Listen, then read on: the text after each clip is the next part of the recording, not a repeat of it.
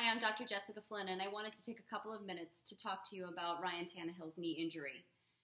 In mid-December, Ryan Tannehill had his leading leg taken out during a game, and it looked like he had a hyperextension or valgus injury. And initial reports were really concerning for a full-thickness ACL tear. The next day, he had an MRI, which luckily revealed a partial tear or sprain to his ACL, as well as an injury to his medial collateral ligament, or his MCL. So I just wanted to take a second to go over the knee anatomy. This is a picture that I drew, so it's very basic. But if we look, this is the thigh bone or the femur. Here's the shin bone, and we're looking at the knee from the front. This is the inner part of the knee, and that's the medial collateral ligament. That was one of the structures that Ryan Tannehill tore.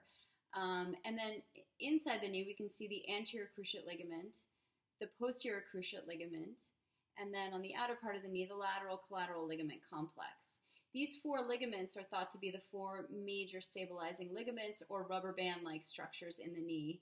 And the ACL in particular is very important for preventing hyperextension or basically anterior movement of the shin bone in relation to the thigh bone.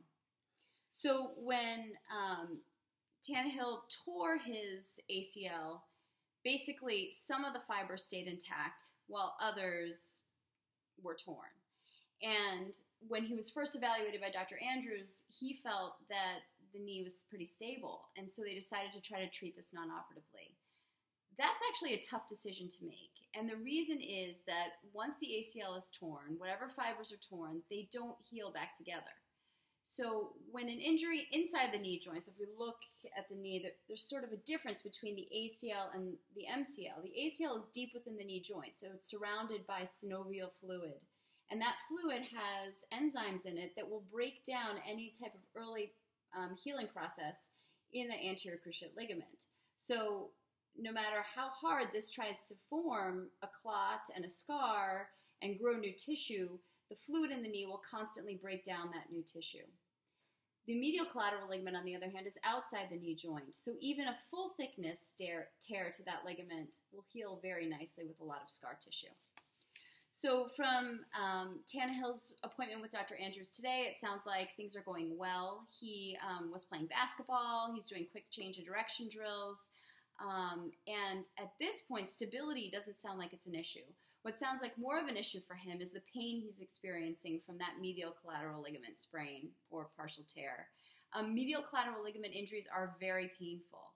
It sounds like he had some sort of a healing procedure with Dr. Andrews. It's unclear if that was just a PRP or a platelet-rich plasma injection where they take growth factors from your peripheral blood and spin them down and concentrate them and then inject them to the site of the injury. But in any case, it sounds like he may also be considering going to Europe for other types of treatments. But at this point, it sounds like Ryan Tannehill is doing well. He's avoiding surgery. But only time is really going to tell us how he does. You know, there's always a chance in the preseason or during a game he could have another buckling injury and complete the tear of his ACL, which would be really sad because had he had his surgery back in December with a partial tear, he'd be ready most likely for the season. But if he starts the season off with a tear, most likely he'd need a reconstruction and then miss the entire season. So I'm obviously hoping that is not the case.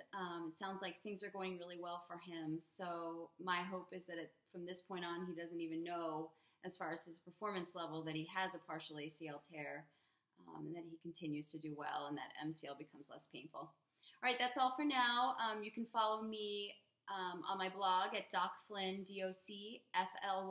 docflynn.com, or at jessdeede, JESSDEEDE, on Twitter for more updates on NFL injuries. Okay, take care.